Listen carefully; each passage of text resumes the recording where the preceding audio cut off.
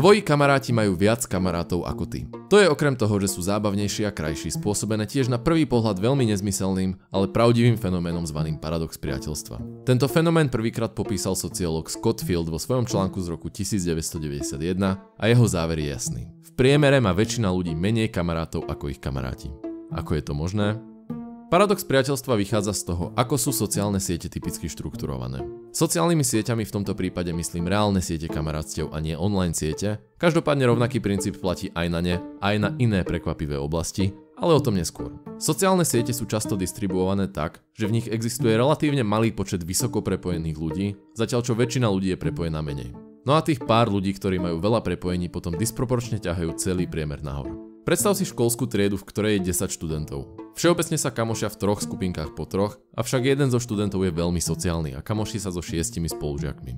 To má zaujímavé dôsledky. Keď sa pozrieme bližšie napríklad na túto skupinku, tak zistíme, že tento človek má 2 kamarátov, ktorí zase majú obaja 3 kamarátov, čiže má menej kamarátov ako jeho kamaráti. Z pohľadu tohto človeka má zase jeden z jeho kamarátov 2 kamarátov, druhý má 3 kamarátov a tretí má 6. Čiže jeho kamaráti majú v priemere 3,7 kamarátov, takže má opäť menej kamarátov ako jeho kamaráti. To isté platí aj pre tohto človeka a rovnako je to aj v ostatných skupinkách. Vo výsledku teda má celá trieda s výnimkou populárneho čava menej kamarátov ako ich kamaráti. Dá sa na to celé pozrieť aj ako na formu tzv. Skreslenia vzorky. Skreslenie vzorky je štatistická chyba, ktorá nastáva, keď vzorka dát, na základe ktorej robíme závery, nie je reprezentatívna pre celú populáciu. Napríklad, keď chodíš do posilky, tak tam pravdepodobne najviac stretávaš tých ľudí, ktorí tam chodia často, a nie tých, ktorí chodia málo alebo nechodia vôbec. To ťa môže viesť ku chybným záverom o tom, akú postavu má priemerný človek, ktorý cvičí.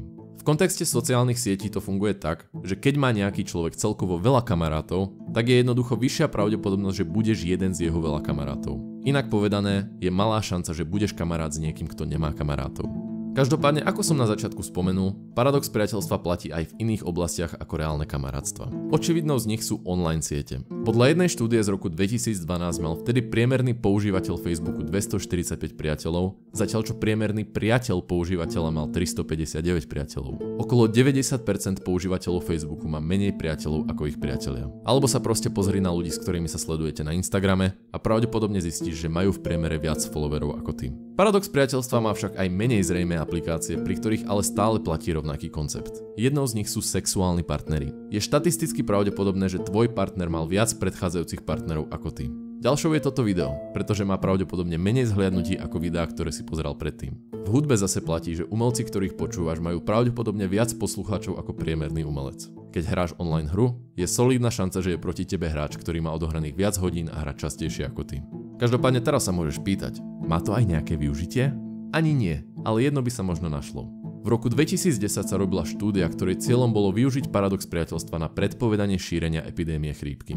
Výskumníci kontaktovali 319 študentov, ktorých zaradili do skupiny náhodných ľudí a povedali im, nech vymenujú svojich kamarátov, čím získali skupinu 425 populárnejších ľudí. U obidvoch skupín monitorovali príznaky chrípky, no a zistili, že pri druhej skupine sa príznaky objavili v priemere o 2 týždne skôr ako pri skupine náhodných, pretože títo ľudia majú viac kamarátov ako títo a tým pádom je väčšia šanca, že chytia chrípku. Takže jednak je to ďalšie potvrdenie toho, že paradox priateľstva je pravdivý a taktiež to ukazuje na jeho potenciálne využitie na predpovedanie šírenia epidémií. To je pre toto video všetko, prosím si like, dobrú noc.